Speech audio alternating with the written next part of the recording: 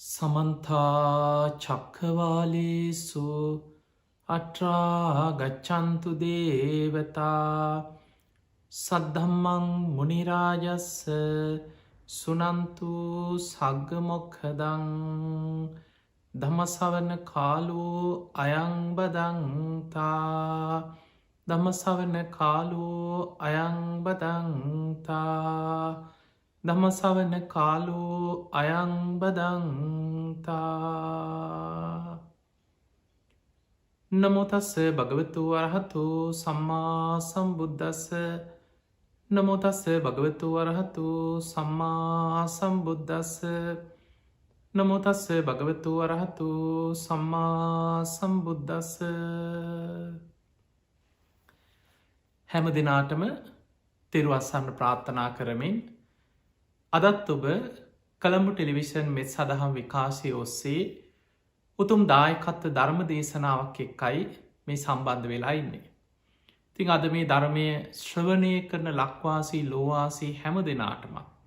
විශේෂෙන් අද මේ ධර්ම දේශනාවේ පින්බර දායකත්ව ධර්මයෙන් කටයුතු කරන්නේ ඇමරිකාවේ ලුසියානා ප්‍රාන්තයේ වාසය කරන පින්වත් පිරිසක් H. හර්මන් පර්ඩිනන්ස් සහ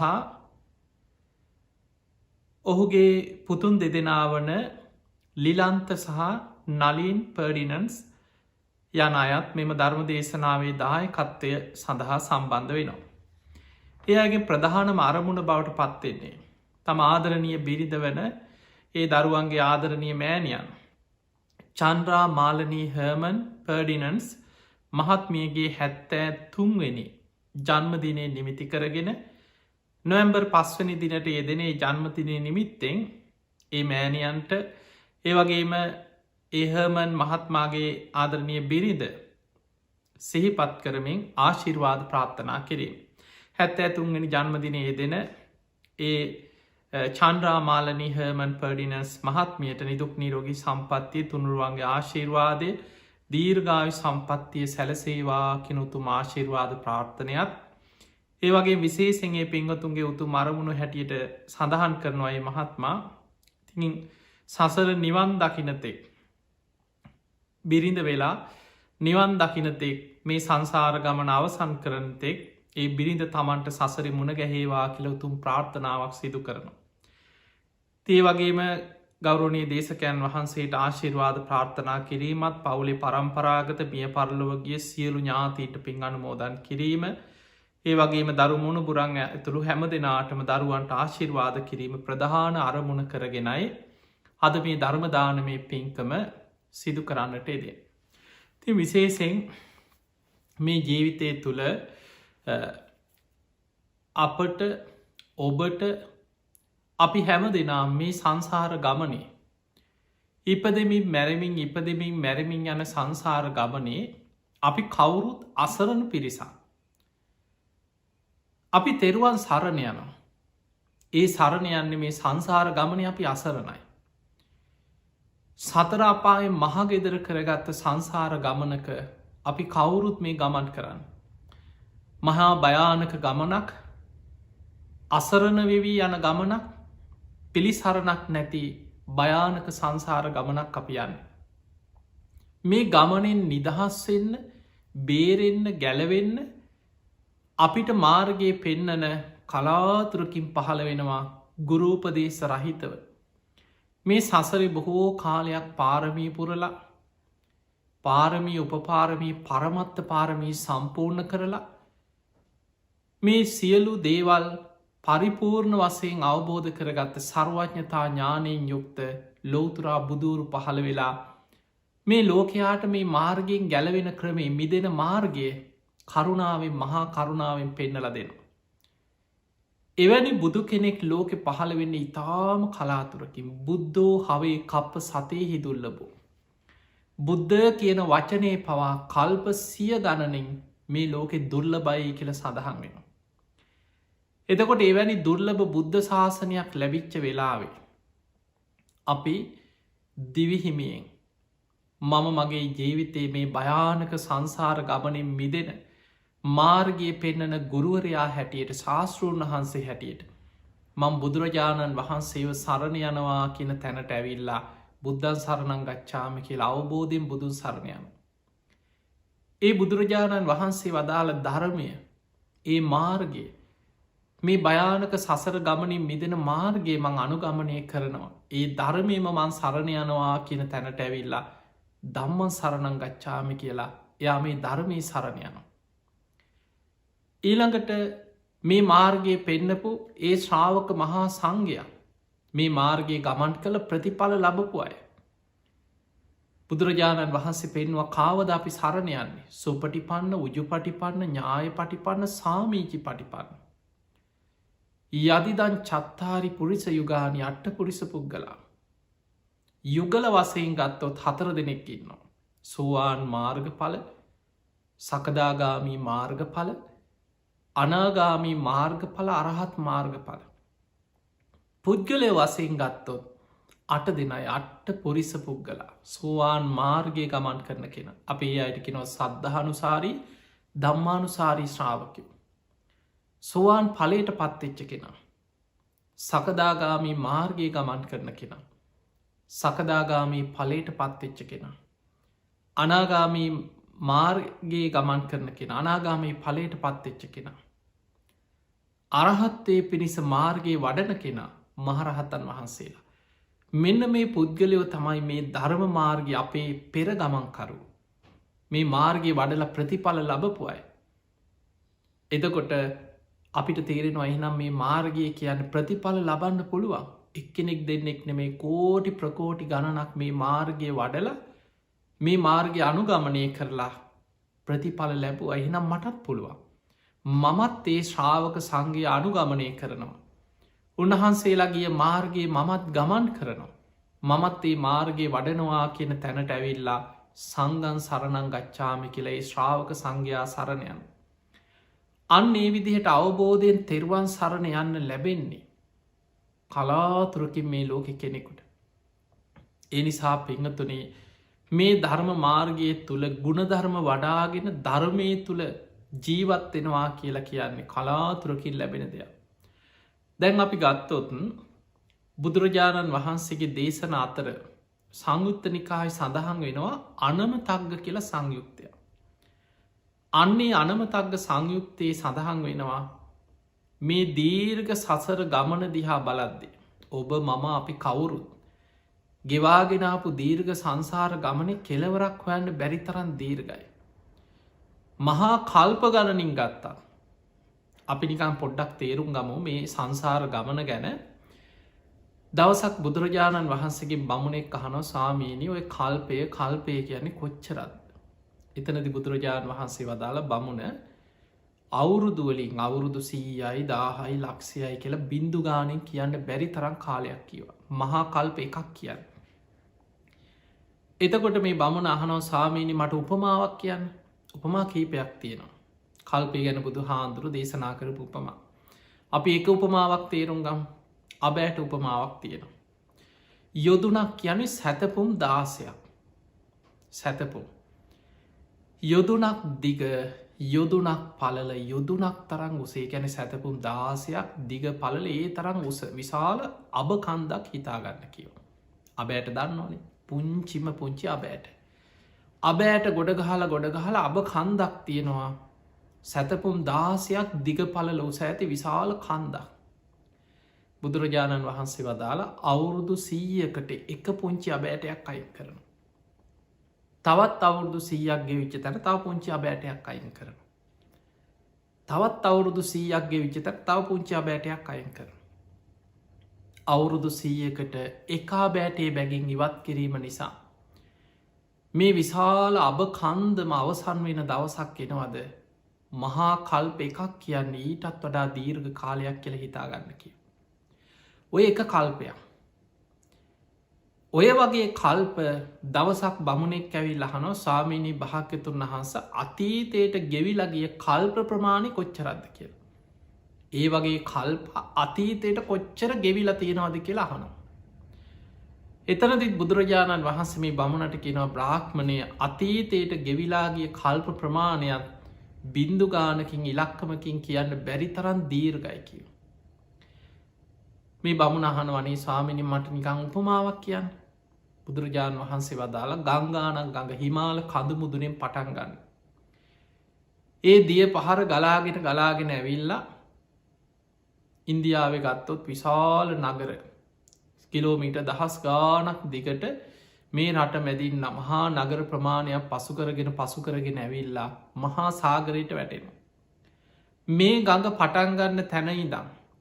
මහ මුහුදට වැටෙන තාක්කල් මේ ගඟ ගම් පතුලේ ගඟ දෙපැත්ත මේ ගඟේ තියෙන වැලි කැට ප්‍රමාණය ගල් කැට ප්‍රමාණය ගණන් කරන්න පුළුවන්ද කියලා හිතාගන්න කිව. ඊටත් වඩා වැඩේ කියලා කිව්වා අතීතයට ගෙවිල අවසන් වෙච්ච මහා කල්ප ප්‍රමාණය අවුරුදු ප්‍රමාණයනේ මහා කල්ප ප්‍රමාණ. එහෙම නම් පේනවා මේ දීර්ඝ සංසාර ගමන අපි කොහේ හරි හිටිය. කවුරු හරි වෙලා. ඔබ අදෝබේ දරුවු අදෝබේ බිරිත අදෝබේ සාමිය ඔබේ සහෝදරය ඥාතිය හිතවතා මේ කවුරුත් අපි කවුරුත් මේ සංසාර ගමනේ ඉපදමින් මැරමින් ආපු පිරිසක්. බුදුරජාණන් වහන්සේ පෙන්වා අනමතක්ගෝ යම් භික්කවේ සංසාරු මහනෙනි සංසාර ගමන අනවරාග්‍රයි. පුබ්බා කෝටි නපඥා ඇති පටන්ගත්ත කෙලවරක් හොයන්න බැරි තරන් දීර්ගයකි. ඒ තරන් දිග සංසාර ගමන. මේ ඉපදමින් මැරමින් ආපු ගමනේ අනමතක්ග සංයුක්තය සූට්‍ර දේශනා ගොඩාක් තින මේ දීර්ඝ සංසාර ගමන විස්තර කරපු දේශන. එතන බුදුරජාණන් වහන්සේ විස්තර කරනවා තමන්ගේ අම්ම නොවෙච්ච කෙනෙක් නෑකින මේ සංසාර ගමන දිහා බලන්නකොට. තමන්ගේ පියානො වෙච්ච කෙනෙක් මේ ලෝකෙ හොයාගන්න නෑ. මෙන්න මේ කෙනා මගේ දරුවෙක් වෙලා නෑ කියලා දීර්ඝ සංසාර ගමනේ දරුවන වෙච්ච කෙනෙක් සසරි හොයන්න නෑ කිය. තමන්ගේ ස්වාමිය වෙච්ච කෙනෙක් බිරිඳ වෙච්ච නැති කෙනෙක් ලෝකෙ හොයන්න නෑක ඒ තරන් සංසාර ගමන. දීර්ඝ සංසාර ගමනක් අපි මේ ඉපදමින් මැරමින් ඇවිලති. මාතු තඥ කියල සූට දේශනාවක බුදුරජාණන් වහන්සේ පැහැදිලි කරනවා මේ මහා සාගරයේ සතර මහා සාගරයේ ජලයට වඩා දීර්ඝ සංසාර ගමනේ එක පුද්ගලේ තමන්ගේ අම්මලගින් බීල තියෙන මව්කිරි ටික ගත්තෝ. ඉපදමින් මැරමින් ආපු මේ දීර්ඝ සංසාර ගමනේ අම්මගෙන් බීලා තියෙන මව් කිරි ටික ගත්තොත් සතර මහා සාගරයේ ජලයට වඩා වැඩි කිව. එළුව වෙලා බෙලි කැපුම් කාපු ආරවල ගලාගෙන ගියලේ සතර මහා සාගරයේ ජලයට වඩා වැඩි. කුකුල්ලු වෙලා හරක් වෙලා අපිම සංසාර ඉපදීපද ආපු වාරවල බෙලි කැපුම් කාල ගලාගෙන ගිය ලේ සතර මහා සාගරයේ ජලයට වඩා වැඩේ කියව. දැම් බලන්න අපි ගෙවාගෙනාපු සංසාර ගමන මොනතරම් භයානක මොනතරම් දීර්ඝ කෙලවරක් නැති හිතාගණ්ඩ බැරි. අන්න එනිසයි බුදු හාන්දුරු පෙන්වේ අනවරාග්‍රයි කියලා. ඒ තරම් භයානක සංසාර ගමනක අනවරාග්‍ර සංසාර ගමනක තමයි අපි කවුරුත් මේ දීර්ඝ සංසාර ගමන ඇවිල්ලතිය. හැබැයි ඒ එන ගමන අපිට මොන ගැහෙනවා ඒ සංසාර ගමන තුළ ඉපදමින් මැරමින් යන ගමන තුළ අපිට හිතයිසී මුණ ගැහෙන. ඒ සසර ගණු දෙනු එක අපි කවුරුත් මේ යන්න. බොහෝ වෙලාවට අපිට මුණ ගැහෙන අය අතර ගත්තු. සංසාරි බොහොම හිතවත්කන් තිබ්බ. ආදරෙන් හිටපු. හිතවත්කමෙන් හිටපු. අය සසරි මුණ ගැහෙනවා. ඒ අය මුණ ගැහුණට පස්සේ ආයායමත් ඒ අය හිතවත්වෙනවා ආදරය ඇති වෙනවා සම්බන්ධතා ඇති වෙනවා. ඒ අයගේ ජීවිතවල ඒ බැඳීම් ඇතිවෙන. ඒ වගේමයි සංසාර හතුරු අපිට මුණ ගැහෙන. සමහරා එන්නේ පලිගන්න බලාගෙනන්න සංසාර හතුරුයි. ඒ සසර හතුරු මුණ ගැහෙන්නෙම කර්ම විපාක ගෙවන්නමයි. අකුසල විපාකවලට මුණ ගැහෙනයින්න. ඒ මුණ ගැහීම තුළ ජීවිතයේ බොහෝ විදෝ සමම්ම සසරි වපුරපු කර්ම ගෙවගෙවා දුක්විඳ විඳ සංසාරය යන්න වෙන. එතකොට මේ විදිහට අපිම වපුරපු දේවල් පිම් පව් සසර ගෙවගෙවා කර්ම විපාක ගෙවගෙවා අලුතෙන් කර්ම රැස් කර යන ගමන. මේ යන ගමනේ මොකද විශේෂෙන් මේ ධර්ම දේශනාව තුළ දායකත්ති ධරණය පිංහතුන්ගේ උතු මරමුණ. ඒ බිරිඳ ඒ වසර 73ක් වෙනේ බිරිඳගේ උපන්දිනය වෙනුවෙන් තමයි ඒ ස්වාමිය දරුවන් මේ ධර්මදාන මේ පින්කම සිදු කරන්න විශේසින් ඇමරිකාවේ සිට ඒ අයගේ උතුම් අරමුණක් වෙනවා.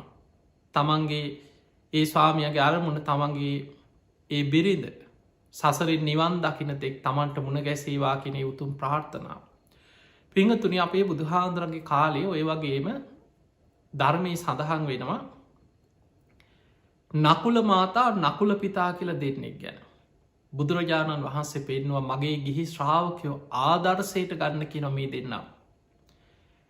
ගිහි ජීවිතය ගත කරන ගිහි ශ්‍රාවකයන් මෙන්න මේ නකුල මාතා නකුල පිතා ආදර්ශයට අරගෙන ජීවත්වෙන්න කියල බුදු හාන්දුරු ශ්‍රාවකයන්ට ගිහි ශ්‍රාවකයන්ට දේශනා කරපු අවස්ථාතියෙන. ඒ අයි පුංචි කාලඉදන් දැන ඇඳුරුම්කං ඇති වෙලා හිතවත්කම් ඇති වෙලා සෙනෙහස ඇති වෙලා විවාහ වෙලා දරුව ලැබිලා ඒ අයගේ ජීවිතයේ වයසට යනකම්ම බොහෝම ගුණධර්ම පුරාගෙන ජීවත්වෙච්ච දෙන්නේ. දවසක් බුදුරජාණන් වහන්සේ ළඟට ඇවිල්ලා ඔවුන් එකනෙකා තමන්ගේ ගුණධර්ම ගැන බුදුහාදුරු ඉදිරියේ වන්දනා කරලා කියා හිටිනවා. කීරෝසාමීනී භාගතුන් වහන්ස අපේ දන්න කාලේ ඉදන් අපි එකනිකා ගැන තරහින් දවේශයෙන් බලවත් නෑකෙන බැනගන්න රණ්ඩුවෙනවා කියනක කවර කතාවක්ද. දවේශහිතකින් කේන්තියකින් තරහින් එකනිකා දිහා බලල නෑකෙන. අපි කවදාවත් වචනෙන් උබනොදකින් කියාගෙන නෑකෙන. සාමීනී භාගතුන් වහන්ස අපි කැමති සසරි ආයමත් මොකද රහත් වෙලා නැත්නම් උපදිනවා කොහේ හරි. සෝවාන් වනත් දිවිය ලෝකෙ හරි උපදිනවා. ඒ නිසා සෝවාන් වෙච්ච කෙනාට තව ආත්ම 7ක් තින සකදාගාමි කෙනත් දිවිලෝ උපදින. අනාගාමි කෙනා සුද්ධවාස බඹලෝ උපදින. එතකොට නිවන් දකිනකන් සසරි ආයමත් ඉපදුනොත් මේ බිරිඳ මේ ස්වාමී අපිට ආයමත් මේ වගේම ගුණධර්ම ඇතුව එකට ඉපදිලා මුණ ගැහිලා ජීවත්වෙන් අපි කැමතියි කියලා කියන. අපි තුළ දියුණු කරන්න ඕන මොන වගේ ගුණධර්මද කියලා ඔය ප්‍රශ්නය බුදුහාන්දුරන්ගෙන් මහනු. එතරදි බුදුරජාණන් වහන්සේ වදාලා නකුල මාතාව නකුල පිතාවනි සම සද්ධාව ඔන්න වැදගත්මදී සද්ධාවෙන් දෙන්න සමාන වෙන්න කිය. සම සද්ධාව සමසීල දෙන්නම සීලාදී ගුණධර්ම සමව වඩන්න කියන. සමත්‍යාග දෙන්නම අතහැරීම දන්දීම මසුරුකම ලෝභකම දුරු කරලා ත්‍යාග සම්පත්තිය සමසේ වඩන්න කිය. ඊළඟට සම ප්‍රඥා දෙන්න තුළම ප්‍රඥාව දියුණු කරන්න කිය. එකට භාවනා කරනවා එකට ප්‍රඥාව වඩනවා එකට නුවන දියුණු කරනවා ධර්මාවබෝධය පිණිස එකට මහන්සි ගන්න. එදකොට මෙන්න මේ ගුණධර්ම එකට වඩන්න කියන. සමව වඩන්න කියන. සම සද්ධහා ඒ කියන්නේ බුදුරජාණන් වහන්සේ ගැන ධර්මය ගැන ශාවක සංග්‍රත්නය ගැන බොහොම සද්ධාව එකට බුදුන් අදිනවා. එකට පින්කං කරනවා. නිතර එකතු වෙලා බුදුගුණ දහම්ගුණ සඟගුණ ගැන කතා කරනවා. දෙන්නම සද්ධාවන්තයි. පිරිද පින්කමක් කරන ඕනම් ස්වාමිය සාධකාරදීල අනුමෝදන්වෙන්. ස්වාමිය කරන පින බිරිඳ අනුමෝදන් වෙනවා සාධකාරදීල. සද්ධාවෙන් සමානයි. එතකොට මේ විදිහට බුදුගුණ හිතනවා දහම් ගුණ හිතනවා එකට භාවනා කරනවා බුද්ධානුස්සතිය වඩනවා තුනුරුවන් ගැන අප්‍රමාණ සද්ධාවෙන් සමව ගුණධර්ම වඩනවා සද්ධාදී ගුණධර්ම. ඊළඟට දෙන්නම සමසීල ගිහි ශ්‍රාවකයකුට බුදුරජාණන් වහන්සේ පෙන්වා ගිහි ජීවිතේ නිත්‍ය සීලෙ තමයි පංචසීලි. පෝය දවසට උපෝ සතය රකිනවා. නිති පන්සේල් රකිනවා පෝය දවසට උපෝ සත සීල රකිනවා. එතකොට මේ ස්වාමිය බිරිඳ දෙන්නම ජීවිතයේ නිති පන්සීල් රකින. පෝය දවසට දෙන්නම එකට සීල් ගන්න. එකට උතුම් සීලාදී ගුණ ධර්ම පුරනවා. දැම් බලන්න එහෙම ජීවිතයක් තුළ කවදාව ස්වාමියයට බිරිඳ ගැන සැක ඇති වෙන්නේ. කවුරු මොන බොරුව කිව්වත් ඔයාගෙන ඕනම් මෙහෙමයි අන්න යා මෙහෙමයි සමාජි ස්වභාවේ තමයි දෙන්නෙක් බොහොම හොඳට ජීවත්වෙනකොට ආදරෙන් ඉන්නකොට සතුටින් ඉන්නකොට සමහර පුද්ගලෝ ඉන්න නික ඇස්වල කටු අනිනවගේ. ඉවසන්න බෑ ඉරිසියාව ඇති වෙන. අන්න අරුම් හොඳට ඉන්නවා. අන්න ඒ වගේ හිතේ ඇතිවෙන විශාල ඉරිසියාවක් කුහකකම වෛරයක් ඇතිවෙන. ඉරිසියාව තමයි භයානකමද ඉරිසියාවත් එක්කම එන්නේ පලි ගැනීම. ඊට පස මොනවා හරි බොරු කතා ගොතන්න බිඳවන්න ටෙලිපෝන් කෝල් එකක් හරි දීල මොනවා හරි කියලමක් කියලා ඒ පවුල අවුල් කරවන්න ඒ වගේ උත්සාහ කරන මහා විකෘති වෙච්ච සමාජයක් අපි මේ ජීවත්තේ. හැබැයි ස්වාමියයට බිරිඳ දෙන්නම සිල්වත්නා. කවුරු මොන බොරුව කීවත්තය ආදන්නවා නෑ මගේ බිරිඳ සිල්වන්තයි. බොහොම ගුණ ධර්මව රකින සීලවන්ත කෙනෙ. බිරිඳට බොරු කියනවාගේ මහත්‍යය මෙහෙමයි වගේ මහත්තයට මෙන්න මේ වගේ කෙනෙක් ඔයා ඔහොම හිතාගෙන ඉන්න කෙනා නෙමෙයි.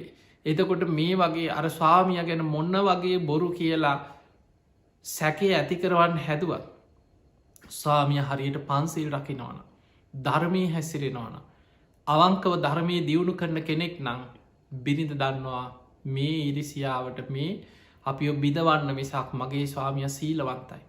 එකිනෙකාට එකිනෙකා ගැන සැක උපදින්නේ. එතකොට ඒ සැකය උපදින් නැතිවෙන්නේ දෙන්නම සීලවන්තන. බුදුරජාණන් වහන්සේ වදාළ සම සීල සීලාදී ගුණධර්ම සම වඩන්න කිය. ඊළඟට සමත්‍යයාගේ අතහැරිය දන්දී මසුරුක්කම ලෝභකම බොහෝ වෙලාවට අපි දන්නවා සමාජයේ එක්කො බිරිඳ හරියට දම්පින්කංගොට ලැදී. සාමිය එහෙම නෑ. ස්වාමිය එක්ක නොයෙක් විදියට බේ බදුකමට යාලුවෝ සල්ලාලකමේ පාපමිත්‍ර ඇසුරේ. බිරිඳ පින්කං කරන්න එක්ක ස්වාමියයට බයි. ආරංචි වුණක් බනි ඔබ මේ හම්බ කර දේවල් ගිහිල පන්සල්ලෝට පුදලයිනවා කියලා නේර බිරිඳට බනිනවා. කාටහරි අසරන මනුස්සෙකුට උදව්වක් කරත් ඒකට බනිනවා. දානයක් දුන්නත් බනින. එදකොට බිරිඳට ත්‍යාග සම්පත්තිය තියෙනවා ස්වාමිය මසුරු ලෝභ කෙනෙ. ඕක අනි පැත්තත් තියෙනවා. සමහර බිරින්ද ඇවරන්න හරිම ලෝබයි මසුරුයි කාටවත් දෙයක් දෙනවට සමහලාට ස්වාමිය තමන්ගේ දෙමවපියන්ට සලකන්න බිරිඳට හොරේ.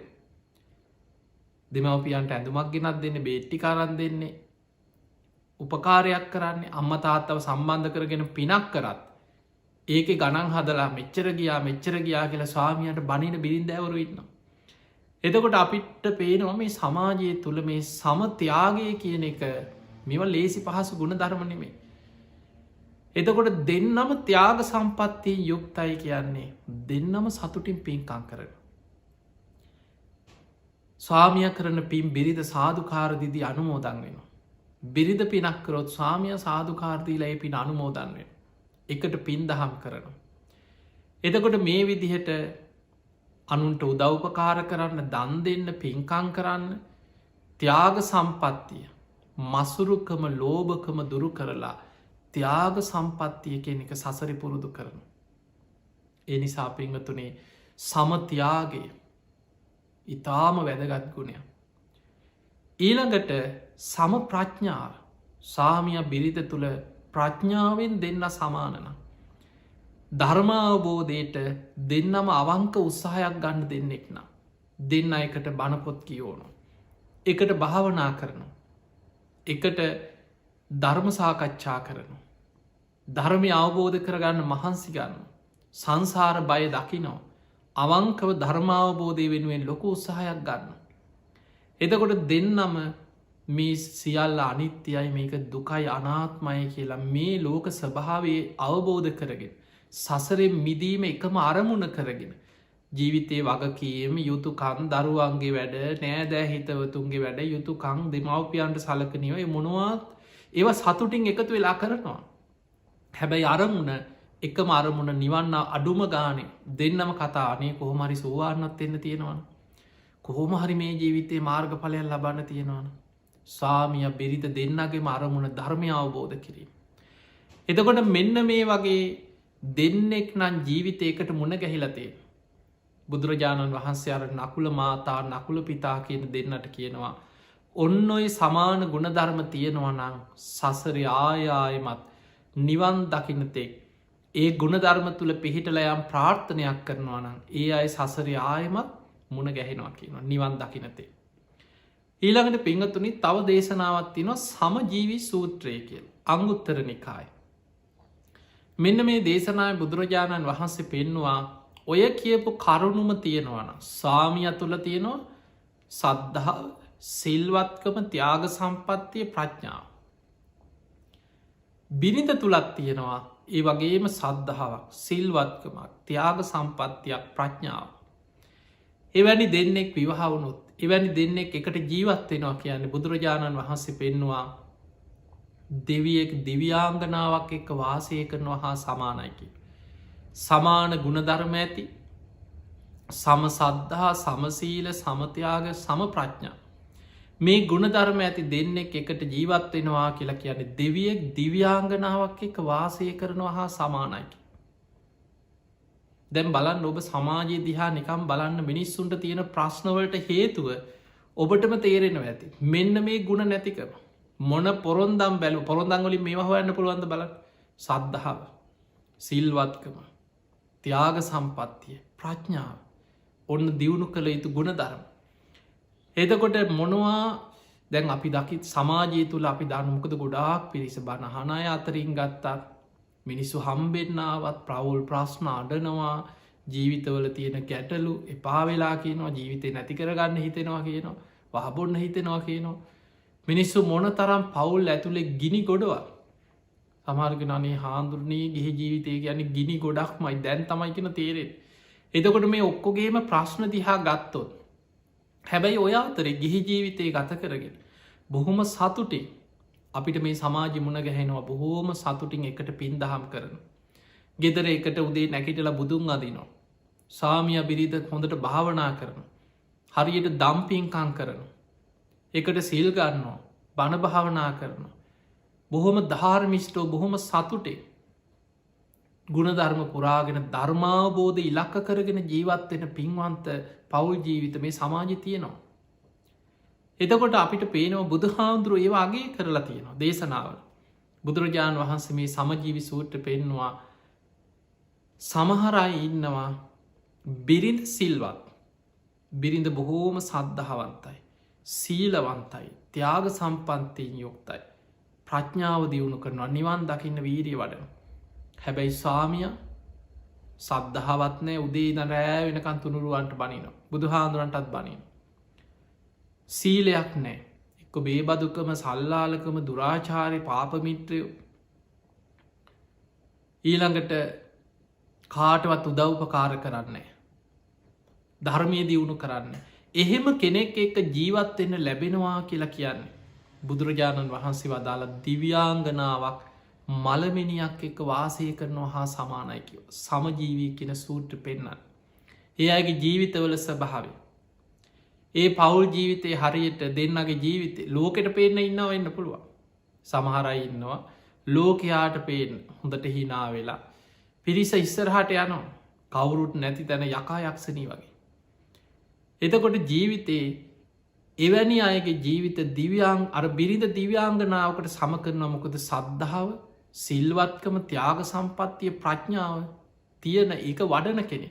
හැබැයි මළමිනියක් බඳ ස්වාමියක් එක ජීවිතය ගත කරන්න වෙන්. ඒ ජීවිතය හරියට දිව්‍යාංගනාවක් මළමිනියක් එක වාසය කරනවා හා සමානයකි. ඊළඟට බුදුරජාණන් වහන්සේ වදාලා ඕක අනි පැත්ත. සාමිය ඉන්නවා දෙවි කෙනෙක් වගේ.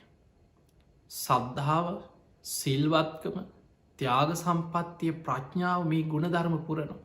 නිතර බණහනවා හරි සීලවන්තයි උතුම් සීලාදී ගුණ ධර්ම වඩනවා බණපොත්පත් කියෝනවා භාවනා කරනවා ධර්මාවබෝධයට මහන්සි කරනවා. හැබැයි බිරිඳ මිලෝ සද්ධාවක් නෑ. තුනුරුවන් ගැන කිසිම පැහැදීමක් සාමියගේ ගුණධර්මවලට උදේ දන් රෑවෙනකම් බනිනම්. සමහර ස්වාමිවරු අපි දන්න අපේ වැඩ සටහන්වල බණ කියන තැන්ගොල් සමහර අයවිල කිරනේ හාන්දුරුණේ එක්ක ස්වාමිය එක කේන්ති ගයාට පස්සේ බිරිඳ අර ස්වාමියයට රිද්ධවන්න සමහර ඉන්න අර කියෝන බණපොත් පොලේ ගහනම්. ස්වාමියයට රිද්ධවන්න එක්කෝ බුදු පිළිම පොලේ ගහපු කාන්තාව ඉන්න ස්වාමියව කේන්ති ගස්සන්න. සමහර වෙලාවට ස්වාමිය සිල්ගන්න යනවා භාවනා කරන්න අර සිල්රෙදිටික වීසි කරනවා ඉහිල පන්සලීම හිට පං කියලා. එතකොට අපිට පේනවා මෙන්න මේ වගේ බිරිඳක් ඉන්නේ. සද්ධාවනෑ සිල්වත්කම නෑ ත්‍යාග සම්පත්තිය ප්‍රඥාව නෑ බොහොම කේන්ති යන ස්වභාවෙන් තුනුරුවන්ට ගරහන ධර්මයට බනින සීලයකට ගුණයකට ගරු කරන්න ඇති බිරිඳක් නගේ ජීවිතය ලැබුණේ. බුදුරජාණන් වහන්සේ වදාලා ඒ විවාහ ජීවිතයක් හරියට දෙවියෙක් මළමිනියක් එක වාසය කරනවා හා සමානයි. මේ ලෝකෙ බලන්න සමහරු ඒත් ඉන්නවා. සමහර ජීවි සමහරකින අනේ හාන්දුරනේ දරුවෝ නිසා ජීවත්වෙන.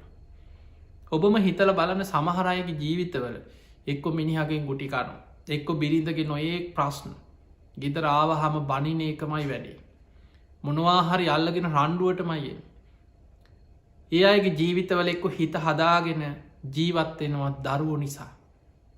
එක්කො ලෝක ලැජ්ජාවට බයි කරන්න දෙයක් නෑ. දෙමව්පිය සතුටු කරන්න ඕන නිසා. ඔය වගේ නොයෙක් හේතු නිසා ඇඩූ කඳුලින් ජීවත්වෙන. හරියට දෙවියෙක් මළමිනියක් එක වාසය කරනවා හා සමානයි කියලා බුදුරජාණන් වහන්සේ පෙන්නු.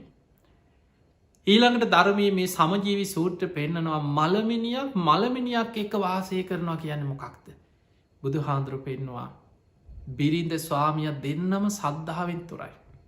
දෙන්නම දුස්සීලයි. දෙන්නටම සීලයක් ගුණයක් නෑ. දෙන්නම මසුරුයි ලෝබයි. ඒ දෙන්නම ප්‍රඥාව දියුණු කරන දෙන්නෙක් නෙව දැන් කෙනෙකුට හිතන්න පුලා එහෙනම් ගැලපිලා යනවන කියලා. ගැලපීමක් නෙමේ එතන තියෙන්නේ. ස්වාමයා සල්ලාලකම යන බිරිඳ වෙනම සල්ලාලකම යන. ස්වාමිය හම්බ කරනවා බිරිඳ ඒකත් හොරකං කරන. එක්ක බිරිඳගේ දේවල් ස්වාමිය හොරාකරන. දෙන්නට දෙන්න දුස්සීලකම බොරුව දෙන්නට දෙන්න බොරු කියාගන්න. දෙන්නට දෙන්න ගහගන්නවා බැනගන්නවා සාප කරගන්න. එක්ක සාමිය බඩි පොලේ ගහනට බිරිඳ අනිත් බඩු ටික පොලේ ගහන. එතකොට ඔය වගේ ජීවිතවල යකා යක්ෂණී වගේ ජීවත්වෙන පවතිය. බුදුරජාණන් වහන්සේ පෙන්නවා මළමිනියක් එක වාසය කරනවා හා සමානයකි වෙයි ජීවිත. එහෙනම් අපිට පේනවා මේ ජීවිතවල ගිහි ජීවිත කියන්නේ ප්‍රශ්න ගැටලු සම්බාධෝයන් ගරාවාසු රජස්සාහිතනං ඉති කියලා ධර්මය සඳහන්ගෙන. බාධක කරදර ප්‍රශ්න බලන්න හම්බ කරන්න ඕනේ. ඊළඟට දරුමල්ලු ලැබුණට පස්සේ ජීවිත විශාල වගකින් ඔවුන් උගන්නන්න ඕනේ ඔවුන් ලොකු මහත් කරන්න ඕනේ වට වියදං කරන්න ඕනේ ඔවුන්ග සමාජය යහපත් දරුවන් බවට පත් කරන්න ඕනේ ඒ දරුවන්ගේ අනාගතය හදන්න ඕනේ. ඒ හැම දෙයක් මේක යුතුකං වගකීම් සමාජි තියෙන ප්‍රශ්න මේ හැම දෙයක් මේක ජීවිතවල හැල හැප්පිලිකම් මැද්දේ. සමහර ජීවිත බොහෝ දුකසේ ප්‍රශ්න ගැටලු මැද්දගෙවෙන්. එතකොට මේ අතර ඒ ජීවිතයේ බොහොම සතුටින් ජීවත්වෙන හරියට අර දෙවියෙක් දිව්‍යාංගනාවක් එක්ක වාසය කරනවා වගේ. ඒ ගිහි ජීවිතයේ සතුටින් ජීවත්වෙන්න නම් බුදුරජාණන් වහන්සේ පෙන්වේ සම සද්ධහා. සමසීල සමතියාග සම ප්‍රඥා ඇති කරගන්න. පිංහතුනි ඔය නකුල මාතා නකුල පිතාගෙන හරි ලස්සන දේශනාවත්තින අංගුත්තර නිකාය. ඒක සඳහන් වෙන දැන් මේ දෙන්න කොච්චරාදරෙන් ජීවත් වුණා මොන තරන් සතුටෙන් හිතවත්ත ජීවත් වනත් මතක තියාගන්න කවදක් ඔතන කොයි මොහොතේ හරි කාටහරි ඉස්සර වෙන්න වෙනවා. ඒක තමයි මේ ජීවිතය ඇත්ත. මොන තරං ආදරින් ජීවත් වනත් කවුරු හරි ඉස්සර වෙනවද නැද්ද. ජීවිතය කවුරු හරි කොතන හෝ ඉස්සර වෙන. එක්කො සාමිය වෙන්න පුළ එක්ක බිරිඳ වෙන්න පුළුව. මේක තමයි ජීවිතය යථාර්ථය. අංගුත්තර නිකායි නකුල පිත සූට්‍ර සඳහන් වෙන්නේ නකුල පිත සිටුවරය ස්වාමිය ලෙඩ වෙලා එක්තැන් වෙලා මරණාසන්න වුණා. ඒ වෙලාවේ බිරිඳට හිතුන අනේ මගේ ස්වාමිය මැරේ නැතිවෙයි මිය යයි කියල හිතුන. ඒ බිරිඳ බොහොම ධර්මීන් යුක්ත දැ ස්වාමිය බිරිඳ දෙන්නම් හොඳ ධර්මී වඩ පයන සමගුණ ධර්ම ඇතියයි. බිරිඳ ස්වාමිය ළඟ ඉඳගෙන ධර්මී හිත පිහිටෝපු ආකාරය ගැන බොහෝම ලස්සන දේශනාවක් තියෙනවා. නකුල පිට සූට්ට. එතකොට මේ දේශනාවේ ධර්මය දන්න බුද්ධිමත් බිරිඳක් හැසිරෙන ආකාරය හරි ලස්සන දේශනාව. ඒ බිරිඳ ස්වාමිය ළඟට ඇවිල්ල ස්වාමියගේ හිස පිරිමතිමින් කියන පෙම්බර සැමිය. අපි මෙපමණ කාලයක් දැන අඳුන ගත්ත දවසිතම් බොහෝම ආදරින් ජීවත් වුණ. අපි විවාහවුණ අපිට දරුමල්ලු ලැබුණ. අපි ගිහි ජීවිතයේ බොහොම ගුණධර්ම පුරමින් ජීවිතය ගත කර හැබැයි දැන් ඔබ මරණා සන්න වෙලා ඔබ ලෙඩ වෙලා එක්තැන් වෙලා ඔබ මරණා සන්න වෙලා ඇත්ත කියන බොරු කියන්නේ ඇයි දෙන්නම ධර්මය දන්නවා මරණ සතිය වඩපු භාවනා කරපු සසර ගැන තේරුම් ගත්ත දෙන්න එකයි ස්වාමිය රවට්ටන්න ඕන්න ඇත්තම කියනවා. ඒ නිසා පෙම්බර සැමිය ඔබ දැම් මේ විදිහට හිත පිහිටවන්. මොකද ගිහි ජීවිතය ගත කරද්දී ගිහි බැඳීම් තියෙනවා. කොච්චර ධර්මයේ වැඩුවත් බණ භාවනා කරත් දරුවෝ ගැන බිරිත ගැන දේපල වස්තුව ගැන ඒ ඇල්ම ආසාාව අනාගාමි වෙනකං කාමරාග පටික හිතේ පිහිටනවා. දේපල වස්තුව දරුවෝ බිරිඳ මේවා ගැන ඇලීම ගැටීම ඔව තියෙන අනාගාමි වෙනති. එතකොට බිරිඳ ස්වාමිය ළඟ ඉදගෙන කියනවා පෙම්බර සැමිය. ඔබ මේ විදිහට හිත පිහිටවල් මේ ගෙවල් දොරවල් ඉඩ කඩන් වස්තුව මේ බෝග සම්පත් මේ සියල්ලම අනිත්‍යයි. මේවා නැසී වෙනසී යන දේවල්. ඒ නිසා ඔබේ හිතේ මේවා ගැන යම් ඇල්මක් ඇත්නං ඒ සියල්ල දැන් හිතෙන් අතහරින්න ඔබට කාලයයි කියව. ඒව හිතෙන් අතහරින්න මේ ඔක්කො වෙනස් වෙන දේවල් දැම් මේ වගෙන මොකූත් හිතන්න එපා කිය. ඊළඟට බිරිඳ කියනවා ඔබට හිතෙන්න්න පුළන් අනේ මං මැරුණොත් මගේ දරුව අසරණ වෙයිද. බිරිඳට පුළුවන්ද මේ දරුවන්ගේ වැඩ කරගන්න. ඔබ එහෙම හිතන්න එපා කියව. මට ඒ කාලිතිය රස්සා ගැන කියනවා බිරිඳ කියනවා මට ලොම් කටින්න පුළුවන් කපු කටින්න පුළුවන් මං වෙනදට වඩා මහන්සි වෙලා මන් දරුවන්ගේ වැඩටික මං කරන්න මංගේ ඔබට පොරොන්දු වෙනවා මන් දරුව ගැන බලාගන්න. දරුව ගැන ඇල්මක් ආදරයක් අනේ මන් නැතිවුණොත් දරුව අසරණ වෙයිද කියලා හැඟීමක් තියෙනවන දැන් ඒක සම්පූර්ණයෙන් ඔබ හිතෙන් අතාරන්න කාලයයිකින්. දරුව ගැන ඇල්මත් දැන් හිතෙන් අතාරීතකින්. ඊට පස්සේ බිරිඳ කියනවා පෙම්බර සැමිය අපි මෙච්චර කාලයක් ආදරෙන් ගුණධර්ම පුරමින් ජීවත් වුණා.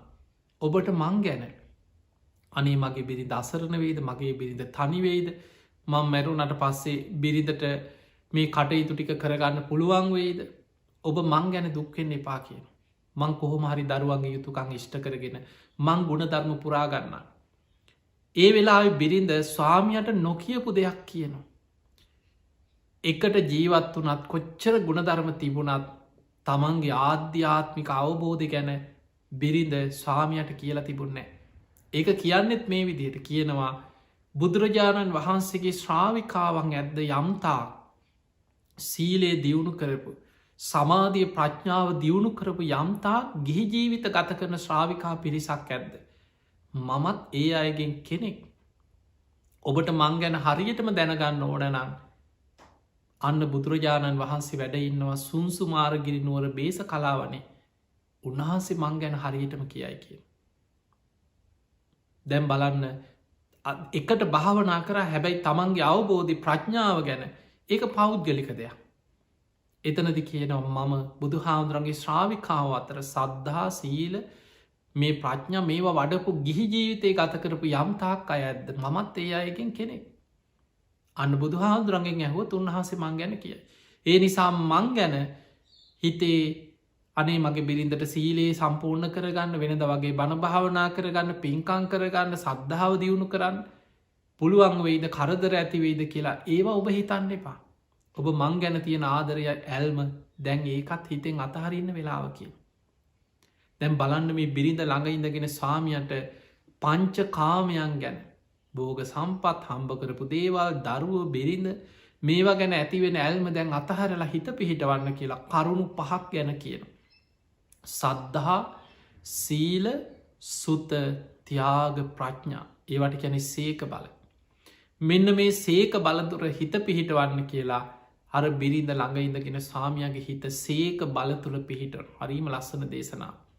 බුදුගුණ දහම් ගුණ සඟගුණ සිහිපත් දැම් මේ මරණාසන්න ස්වාමිය ළඟ ඉදම්.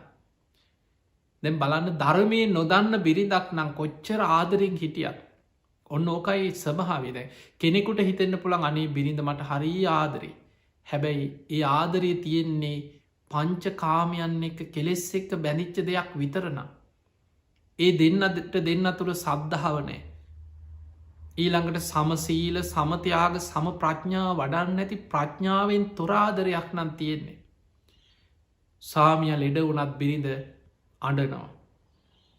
කෑගහනවා. එක්කු නිදි නෑ. ඒ වෙලා තැ ස්වාමිය මරණාසන්න වනාන ධර්මයක් නැති බිරිදක්න. කෑගහගෙන ඇඟට පනී දාලයන්ඩේ පෝ කියයි මන්න වා නැතුව කොහොමද මං ඉන්නේ කියයි මාත් මැරෙනවා මාත් එනවෝ කියයි. අර ස්වාමිය කොච්චර අසරණය නොද කියලා හිතක්. හැබැයි අන්න ඒකයි ගිහි ජීවිතය තුළ දෙන්නම් එකට ප්‍රඥාව දියුණු කරන එකේ වටිනාක. ඒ ආදරී කියන්නේ මුලාවෙච්ච ලාමක ආදරයක් නෙවේ ප්‍රඥාවෙන් යුක්ත ජීවිතයක්. අර ස්වාමියට සද්ධාව හිත පිහිට ඕන මරණාසන්න මොහොතේ. සීලේ මෙනෙහි කරලා දෙනවා. දහම් දැනුම ත්‍යාග සම්පත්තිය ප්‍රඥාව මේ කරුණු පහේ ස්වාමියාව හිත පිහිට ඕල ස්වාමියට කියනවා ඔබ මේ පංච උපාදානස්කන්දය අනිත්‍යයි දුකයි අනාත්මයි කියල සිහි කරන්න. මේ ඇස නිත්‍යද අනිත්‍යද අනිත්‍යයි. මේක දුකට අයිති දෙයක්. මේ ඇස මම මගේ ආත්මය කියලා මට ඕන විදියට පවත්වන්න බැරි දෙයක්. බුදුරජාණන් වහන්සේ දේශනා කර යන්නේ ධර්මය. ඒ නිසා මේ ඇස කණ නාසය දිව ශරීරය මනස මේ ආයතන හයම අනිත්‍යයේ කියලා සිහි කරන්න. මේක දුකක් දුක් වසයෙන් බලන්න. මේක අනාත්මයි මම නොවේ මගේ නොවේ මට ඕන විදියට පවත්වන්න බෑ. මේක කුණු ගොඩක් නවදුරකින් අසූචි වැගරෙන මේ කුණු කයක් දරාගෙන අපි මේ ඉන්නේ. මේ කයි ඇත්ත ස්වභාව මෙනෙහි කරලා ධර්මාවබෝධයම හිත පිහිටවන්න කියලා බිරිඳ ළඟඉඳගෙන ස්වාමියගේ හිත ප්‍රඥාවේ අවබෝධය අරමුණු කරගෙන ධර්මාවබෝධය හිත පිහිට ඕන. හැබැයි මේ දේශනාව සඳහන් වෙනවා සාමිය ධර්මය හොදට සිහිකරගෙන දින කීපයක් යනකොට මැරයි කියල හිතුවේ හැබැයි මැරුන්නේ. සාමියගේ රසනීපය ලෙඩේ සුවාතට හැරුණ. ටිකක් නැකිට ගන්න පුළුවන් වුණා. හැරමිටියෙන් දැන් අමාරුවෙන් නැකිටලගේ ඇවිද ගන්න පුළුවන්. ටිකක් යාගන්න පුළුවන් වෙනකොට බිරිඳත් චුට්ටක් එහාට මෙහාට වෙනකං ඉඳලා ඒ අසල ආරාමික බුදුහාන්දුරු වැඩ හිටිය. ස්වාමියට හිතුනා බිරිඳ මට යම් කතාවක් කියවමන් ලෙඩ වෙලා ඉන්නකොට. මේක බුදුරජාණන් වහන්සේගේ මහගන්න ඕන කියලා ගියා. හැරමිටියම් බොහම අමාරුවෙන් බුදුරජාණන් වහන්සේ මුණ ගැහෙන්ට ගිහිල්ල වන්දනා කරලා එකත් පසකින් වාඩි වෙලා කියනවා සාමීනී භාග්‍යතුන් වහන්ස මගේ බිරිඳ නකුල මාතාව මට ලාභයක්මයි. මට කල්්‍යාන මිත්‍රයෙක්මයි. සාමීනී භාග්‍යතුන් වහස මම පහුගිය ටිකේ හොඳට ලෙඩ වුණා ගිලන් වුණා බොහොම අසාධ්‍ය වුණා. ඒ වෙලා මගේ බිරිඳමන් ළඟඉඳගෙන මට මෙන්න මේ විදිහට අවවාද කරා කියලා ඒ අවවාද සියල්ල බුදුරජාණන් වහන්සේ ඉදිරී කියා හිටිය. බුදුරජාණන් වහන්සේ අවවාද අනුමත කරන. අන්න ඒකයි බුද්ධ දේශනාවකට ඇතුල්ලෙන්න හේතුව. බුදුරජාණන් වහන්සේ වදාලා ගෘහපතිය ඔබේ බිරිඳ ඔබට ලාභයක්මයි. ඔබේ බිරිඳ ඔබට කල්්‍යාන මිත්‍රයෙක්මයි. එතනදි නකුල පිත ගෘහපති යහනෝ සාමීනි භාග්‍යතුන් වහස මගේ බිරිඳ මට මෙහෙම කතාවක් කිව්. බුදුරජාණන් වහන්සේ මං ගැන දන්නවා. මේ ජීවිතයේ ගිහි ජීවිත ගත කරන ශ්‍රාවිකාවන් අතර සද්ධහා සීලාදී ගුණධර්ම යම් මට්ටමකට ඉහලට වඩාගත්ත යම්තාක් පිරිසක් ඇත්නම් මමත් ඒ අයගෙන් කෙනෙක් බුදුරජාණන් වහන්සේගෙන් ඇහුවත් උන්වහන්සේ මං ගැන කියයි කියල මගේ බිරිඳ මට මෙහෙම කතාවක් කිව්ව. මොකද ස්වාමිනියක අදහස කියලහන. අන්න එතරදි බුදුරජාණන් වහන්සේ වදාලා ගෘහපතිය ඔබට ලාභයක්. ඔබට කල්්‍යයාන මිත්‍රයෙක් මයික ඔබේ බිරිඳ. මගේ ගිහි ශ්‍රාවිකාවන් අතර කාම ලෝකයට යළි නොයන ස්භාවයෙන් යම්තාක් පිරිසක් ඇත්ද. ඔබේ බිරිඳ ඒ අයගෙන් කෙනෙක් තමයි කිය. කාම ලෝකයට යළි නොයන මොකක් දෙක තේරුම. න ආගාමී ඒැන අනාගාමී වෙච්ච කෙනෙ. එතකොට බලන්න බිරිඳ ඒ ජීවිතේ මොකද ඒ දේශනාවම සඳහන් වෙනවා ඒ වයිසට ගියාට පස්සේ දරුව ලැබිල කාලෙකට පස්සේ ඒ ගුණධර්ම වඩනකොට කාලයක් බ්‍රහ්මචාරීව එකට වාසය කර. එතකොට බුදුරජාණන් වහන්සේ ඉදිරියේ මේ කාරණය කියද්දි බුදුරජාණන් වහන්සේ කියනවා නකුල පිත ඔබේ බිරිඳ අනාගාමි වෙච්ච කෙනෙක්. එහෙම නම් බලන්න ඒ කාලෙ ගිහි ජීවිත ගත කරපු ශ්‍රාවක ශ්‍රාවිකාවන්ගේ ජීවිතවල තිබිච්ච ගුණධර්ම. අන්නේ නිසා පිංහතුනේ සම සද්ධහා සමසීල සමත්‍යයාග සම ප්‍රඥා. ඔබේ දරුවෙකුට විවාහයක් කරලා දෙන වෙලාවක වෙන්න පුළුවන්. ඔබේ ජීවිතයට වෙන්න පුළුවන්. දැන් විවාහ වෙලා ඉන්නවා කියලා හිතන්. දැන් විවාහ වනා නං හරි දැන් හරි මේ ගුණධර්ම ජීවිතයේ ඇති කරගන්න උත්සාහගන්න. පරණ දේවල් අමතක කරන්න. අද ඉදං හරි මේ ගුණධර්ම ජීවිතය ඇති කරගන්න. ඒ නිසා ඔබ හැම දෙනාටමත්. මේ ජීවිතයේ දවසින් දවස මොහොතින් මොහොත ෂණයෙන් ෂණ අපි දන්නේ නෑ කාට කවද කොතන මොන විදිහට ඉස්සරවෙයිද. කාට මේ ජීවිතය අතහැරලා යන්න වෙයිද කොහේ උපදීද. අපි කවුරුත් යන්නේ භයානක සංසාර ගමනක. සතරාපාය මහගෙදර කරගෙන යන සංසාර ගමනක.